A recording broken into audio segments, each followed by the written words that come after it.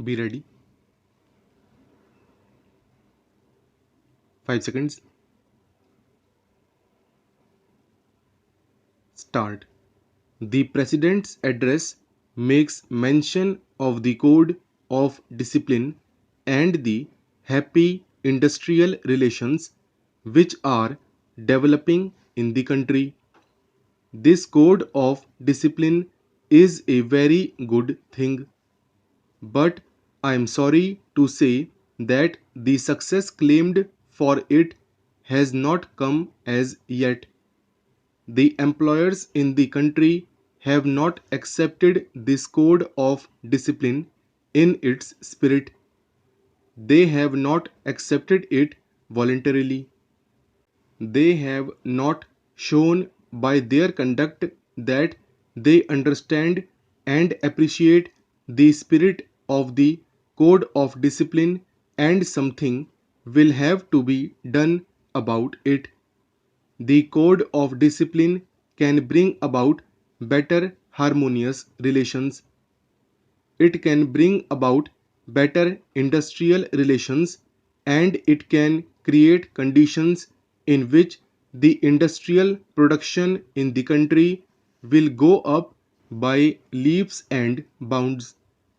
Industrialists in the private sector and some of the bureaucrats in the public sector do not accept this code of discipline, and unless the Ministry of Labor does something which would make the non observance of this code on the part of the employers a penal offense, I am afraid the spirit of the code would be defeated.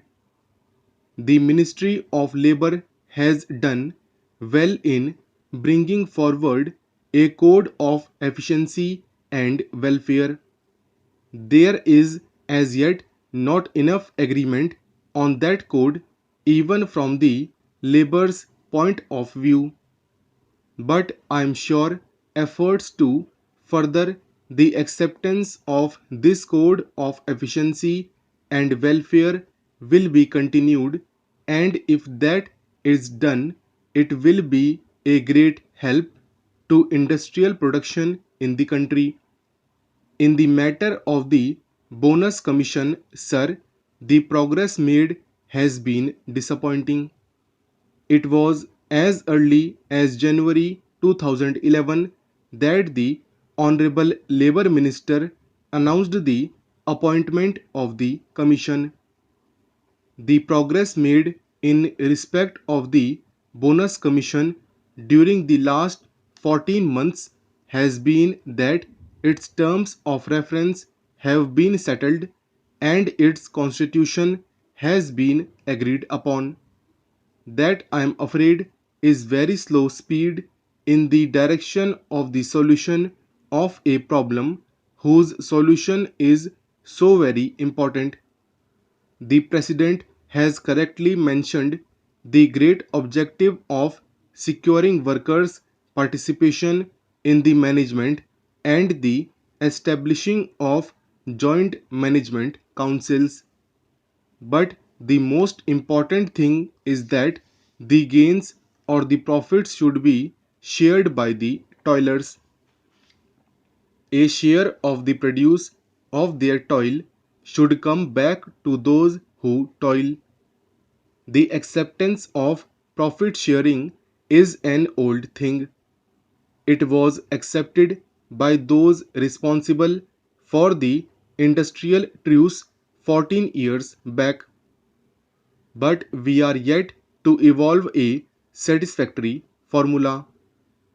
The full bench formula of the Labour Appellate Tribunal, repeatedly approved and endorsed by the orthodox judges of the Supreme Court, is no solution of the problem.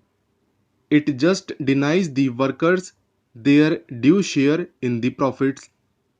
It was because of this peculiar situation that the need of appointment of the bonus commission was accepted by all parties. But what we now find is that it has taken them 14 months to decide the terms of reference of the Commission, and I do not know when we can expect its report. The members of the Bonus Commission should be directed by the government to find an early solution to this important problem. Similarly, I must point out that the delay in the matter of evolving a consolidated scheme of social security for industrial workers is a dangerous thing. We have today a number of social security schemes, but none of them looks after the workers in his old age. The government of Uttar Pradesh made a provision that the discharge of workers because of ill health or old age should be treated as retrenchment. But we have now the verdict of the High Court of Allahabad that this cannot be done. The result is that while workers in industrial establishments today are covered against the risk of ill health, there is no insurance against the risk of old age. There is no scheme of gratuity which the industry has to follow. There is no old age pension scheme which the industries in the country have to adhere to. The result is that there is a big gap or disparity in the lives of the workers who are in employment and those who are out of it, particularly those who are thrown out of employment because of old age or continued ill health. Therefore, something should be done about it as soon as possible, and there should be some sort of a scheme to see that the workers, after meritorious service to the industry, got at least the equivalent of a retrenchment relief when he retired due to old age or continued ill health. That is a pressing problem. We know that in Kanpur, industrialists have adopted the practice of terminating the employment of workers merely by giving them 12 days notice.